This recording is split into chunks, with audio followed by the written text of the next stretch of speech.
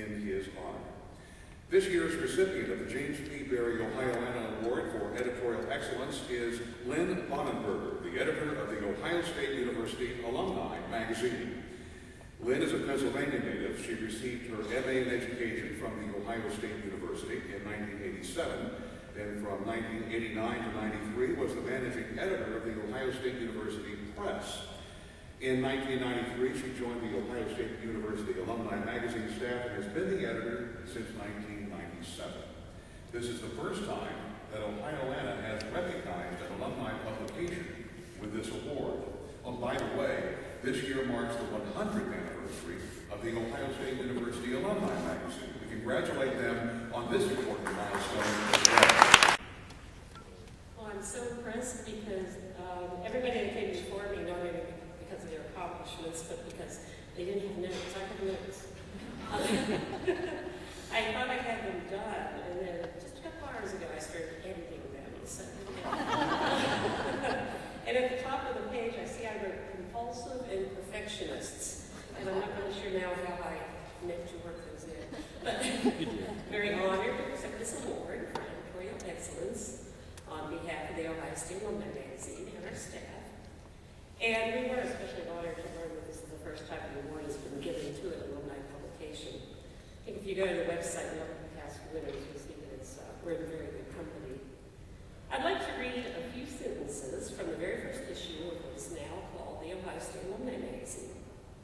On page 1, the editor wrote, his name was Joseph Russell Taylor, he wrote, "The project," meaning the magazine, "the project is not a new one.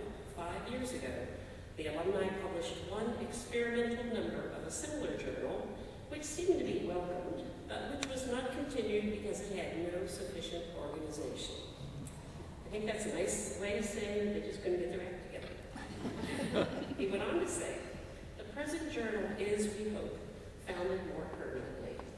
Well, and Mr. Taylor wrote those words 100 years ago, so he got his wish. And we had a lot of fun this past summer. We were going through the first issue and the hundreds that followed, putting together some stories for the magazine in commemoration of the anniversary.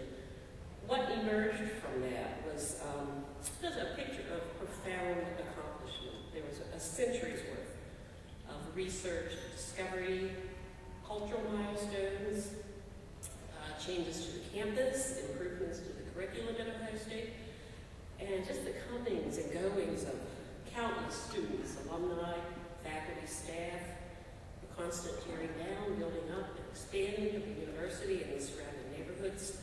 It's just the university's outreach across Columbus, across the state, across the country, and even into space. It's the intellectual depth and breadth of Ohio State is just such a rich source of material for the magazine.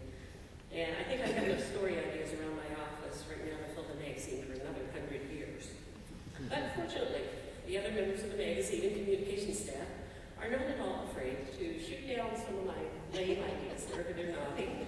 And I give them a lot of credit because they are always coming up with creative ideas, new ways of approaching stories, things that I wouldn't even have thought of. So every issue of the magazine is a team effort, and that's our readers who reap the benefit from that. So I'd like to acknowledge our staff members that are here today. Steve Proctor is our Vice President of Communications and Advocacy. Our Assistant Editor and Director of Communications is Connie Lundstreet. Taryn Jones is our Program Assistant. Mike Foley is our Manager of Print Projects. Several members of our gang were able to be here today. Jay Hansen, Director of Communications. Rick Harrison, our Art Director, and Debbie